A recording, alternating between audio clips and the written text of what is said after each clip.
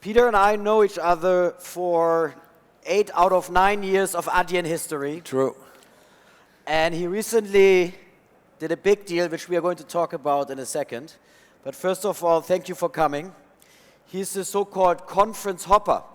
This morning he was in Helsinki, or I woke up in Helsinki. Yeah. he woke up in Helsinki and goes to bed in London, I hope. But I wouldn't look at myself as a conference hopper. I try not to. I try to select. They somehow fell all in this 1 week. It's strange, no? Yeah, that's uncomfortable. But I'm happy to be here. So. But Helsinki next year will be at the end of the month. They're telling us. Okay. So Peter, you built out of nowhere, I would say, the number one or the fastest, the hottest, the most interesting, the winning, the leading online payment business. Share with us some history where you actually came from, because while I was at Lehman, we worked for a deal, and I think that was a company you founded as well. How did Adyen come about? We were working for a company in payments, and that company is very much like companies that you see today. We were a wrapper around all the different payment methods and all the banks which are providing a credit card authorization, and we did that globally. And we sold the company, it became part of WorldPay, and went public recently. And after we sold the company, we missed it. We missed being entrepreneurs. It didn't feel very good. You didn't go to the beach? I went half a year to Brazil because I had a non-compete. Okay. So we left with the family for half a year. We all still speak a little bit of Portuguese, not so well, but we get around.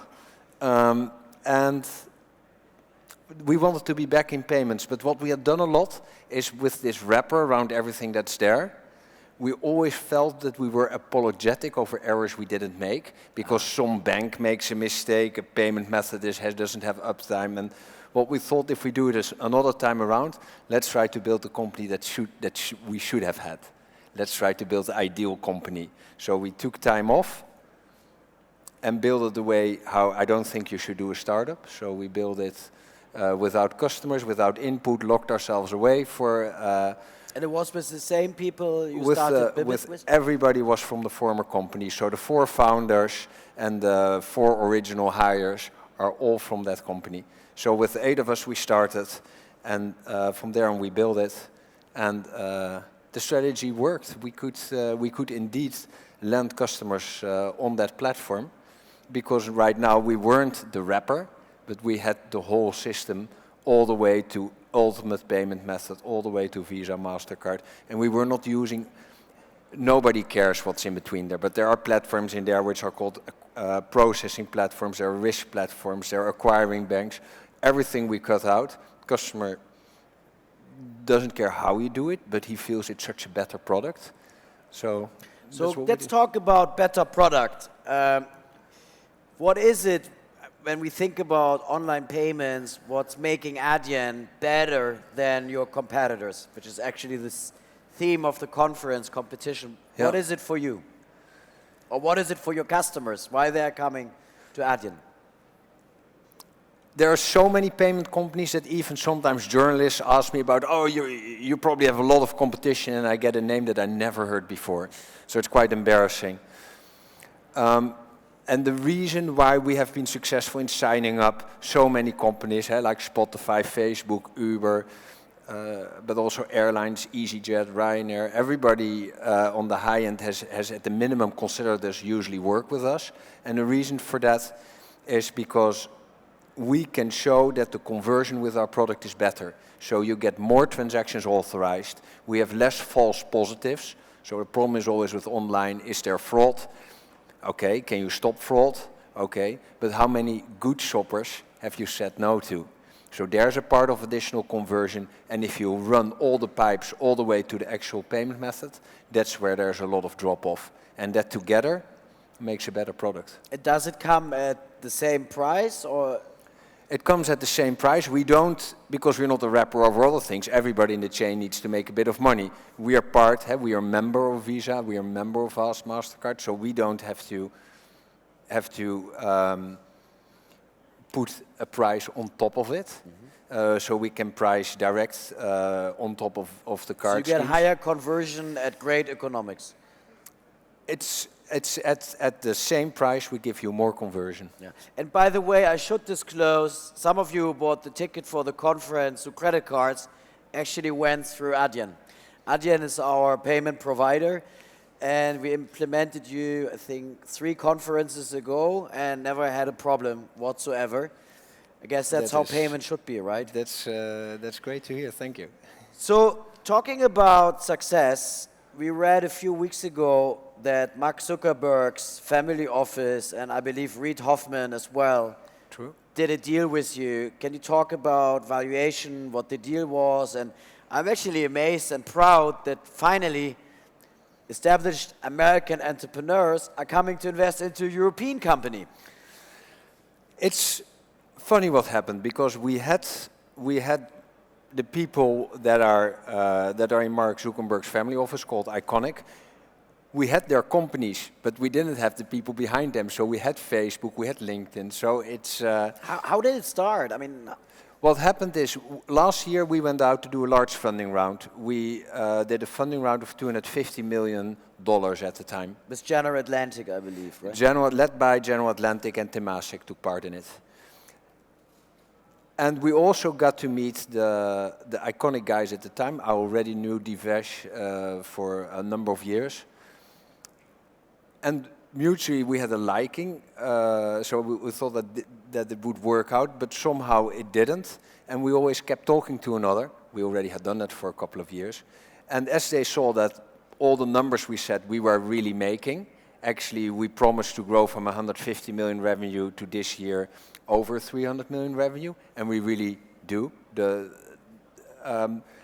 really felt that, oh, if there's another opportunity to do so, we will, and that's also how we felt. So it came together quite recently. But what was the valuation? Is that the We then agreed on a 2 billion euro valuation. 2 billion euros? But there's something with the people talk about unicorns and the unicorn list and what's going on. Yeah, what's your view on that?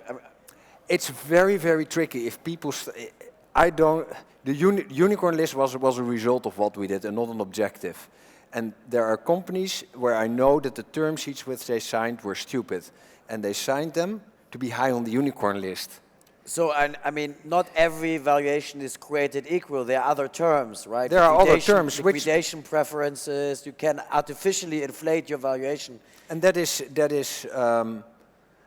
and the danger of that is not so much in that if you don't make it, that some of the value is redistributed. The danger is that it creates negativity, and it creates a shareholders group where there are different interests, which slows you down as an entrepreneur. That's as an entrepreneur, you should look very much at how I want to go somewhere with this company, want to make it big. And if there is no tension in your board, if there's no tension with your merchant, if there's no tension with the employees, you can fly. If everything is difficult, if everything like, slows down. It's a bit like lies. You always have to remember what you said in order to go. Don't stumble about. I wouldn't know that, but if you tell me, I believe you. No. How big is your board? We don't have a board. Okay, that's easy. You didn't know that? I didn't know that. No, we willfully. We have the shareholders group, and we have agreed that without a board. As long as we don't have a board, the shareholders will act as a board. So we have shareholders meetings 4 times a year, and all the things that you usually would bring to a board, like my remuneration, is brought to the shareholders meeting. So it works extremely efficiently. That's quite low and good profile, so you don't overcomplicate decision process. I mean, I think as a private company, to have a big board doesn't make any sense anyway. It will happen at the time when there's a balance when you do that. And at this moment, we have great shareholder meetings, and well, life is always easy if you overshoot target. So, you're a big company. You're running a huge business. Can you share with us, like, some metrics?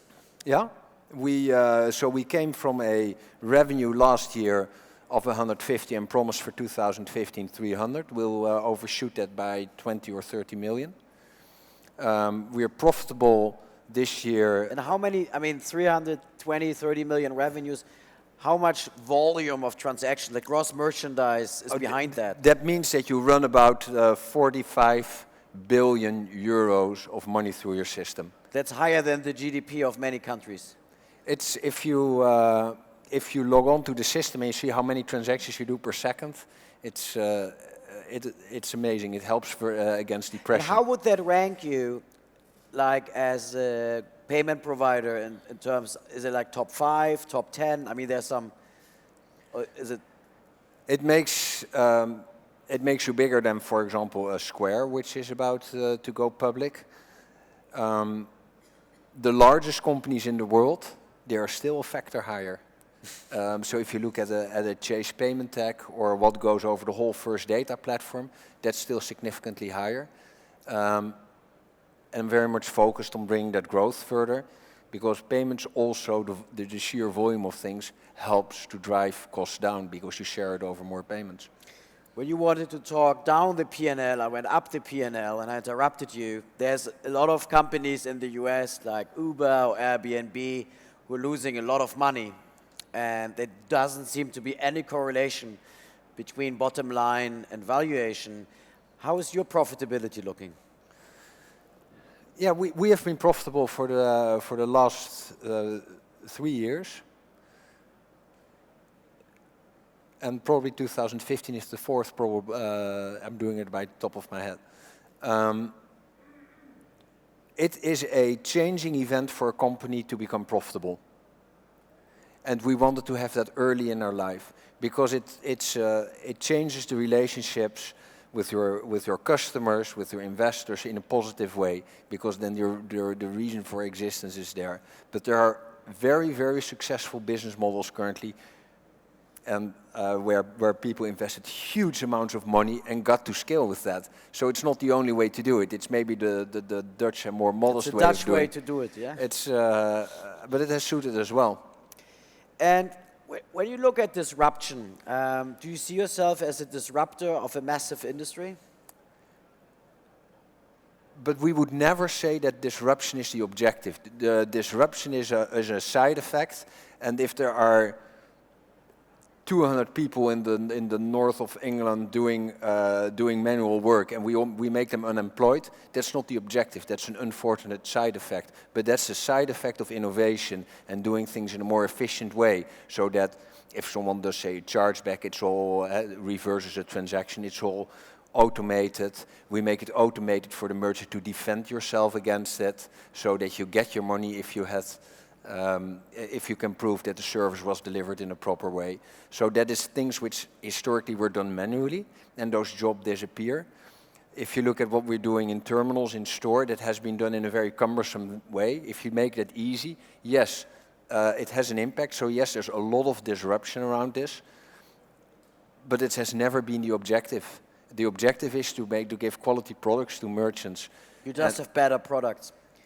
Yeah, and the side effects that the banking industry has struggled with IT, has struggled with giving that at a high service level, and merchants are walking away from that, and I don't blame them. And I mean, we had this conference in June in Berlin where we invited the big companies, you know, like the BMWs and the big industries. We had 10 of them, healthcare, education, and so on and so forth. And when we think about payment, it's always hard to make people switch from one payment provider to the other. It's a bit like hosting, right? Never change things which work. Yeah. When we think about your business and the way you sign clients, and we would look at the economy's openness to switch payment providers and take this as an indication that the traditional companies, the old economies, are waking up. Do you see that the big incumbents, we call them the champions in Berlin, these companies are easier to acquire as customers, or are they not that open to new ways, in your case, of payments? Is it harder to break into these big accounts?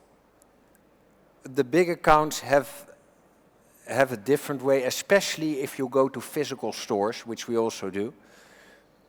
There you see that on the IT side, if something works, you can switch on one day. If you say, oh, this is better, let's switch all our volume away. When there are stores and when there are people that need to be trained and things are different, then you do a rollout per store. And then suddenly it becomes a much slower story. You can after one day of testing, you can say, okay, I want this for my full company. I'm taking this live in 30 countries. But you couldn't do that in a physical world. And many of the more traditional companies also have, of course, more traditional presence. And their things are slower. Is it getting faster? Are they switching easier than before, also as a bigger company? I mean, when you call guys and say, hey, Mark Zuckerberg just invested in my firm, does it help? That made such... I didn't see that one coming. That made such the iconic... It's more of a consumer story, right? Because now suddenly people say, like, okay, then you have Adyen from Europe, and that's connected to that network in Silicon Valley. Wow. It just, whereas the other investors are equally capable of bringing us further, but that has the halo effect of that company has surprised me. I didn't see it coming.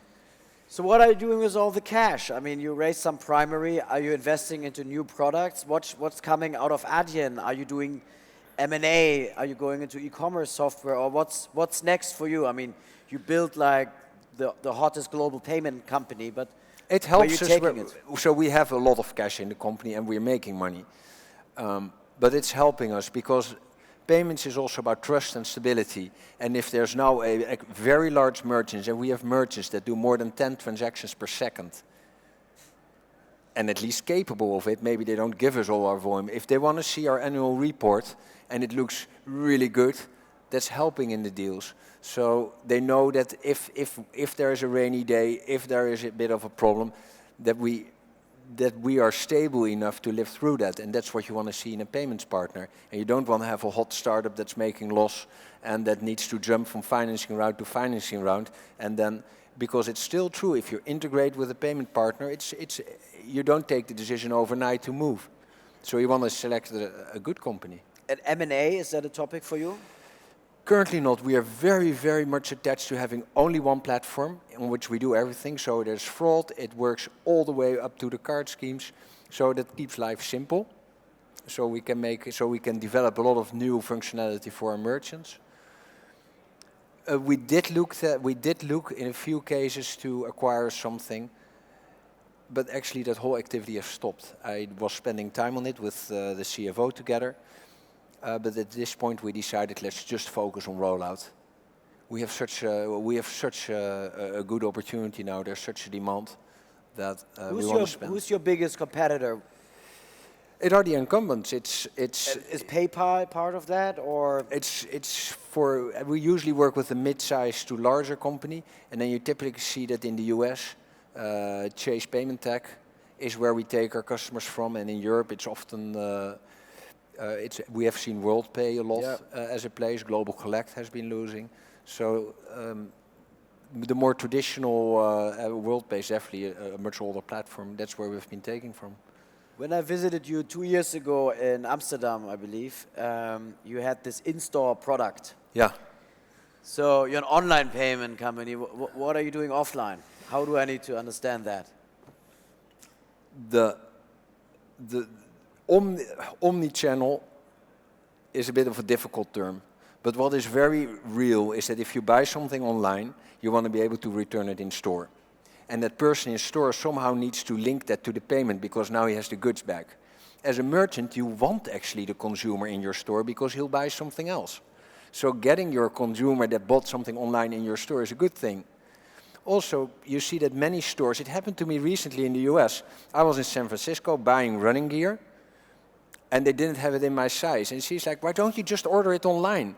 Like, and I'm flying tomorrow. It's like, oh, that's your problem. It's like the store becomes more a display area, and there you order it, but she wants to take the order and ship it to your house. So you have tablet-assisted sales. So in store you buy something which is almost a website. And if you get something, you can return it in the store. So that whole shift between physical and what is website and what is mobile disappears a little bit. But the payment systems historically have been separated. So what we said is, we do mobile, it's about half our volume. We do browser-based. If we also have that in-store terminal, then then you can have, without a manual process, you can have people reversing transactions in the store and make it all so much smoother. Is it similar like the shopping experience in the Apple stores where they all run around with these handheld devices and it feels like... It are those devices, indeed. So you're adding convenience to the traditional retail shopping. It also helps for conversion again, because if people are back in your store returning something, you can do a sale, and you see that we have done now that we run it with 3 of the 10 largest fashion brands, and they're really excited also about that effect. What's about geography? Is Asia a topic for you? Yeah, we have about 40% of volume from the US, 40 from Europe, and then 10 Asia, 10 Latin. And is that growing faster, the last 2 regions? They are indeed growing fast, yeah. And we're heavily expanding in Singapore. We have a large office in Sao Paulo. And we have opened up in China. So Pieter, you did a startup, you sold it to WorldPay for a few hundreds, I remember. You went to the beach, now you set up Adyen, and you got invested for the Mr. Internet, Mark Zuckerberg, and you're growing on all cylinders. What's next for you as a company? Want to go public? I try to have everybody within Adyen to understand that we have given a promise to the market about what we're going to do. If you're realistic about a 40 million profit, that's great, but what is a normal profit ratio? Then you're probably worth 10 times that. So what's the difference between 400 million, 2 billion, and you also want to give the people who invest on 2 billion a proper return. So if you want to make that, if you want to give them a 3-time return, there's a long road ahead of us. So we are going to see our mutual loyalty for many more years, as it appears. We're going to make this big. That is everything that we're focused on. Good products for customers, make sure the customers are happy, and rolling this out. That's what we're going to do. Well, we are very happy with our payment provider. Thank you very much, Pieter. Thank you, Marco.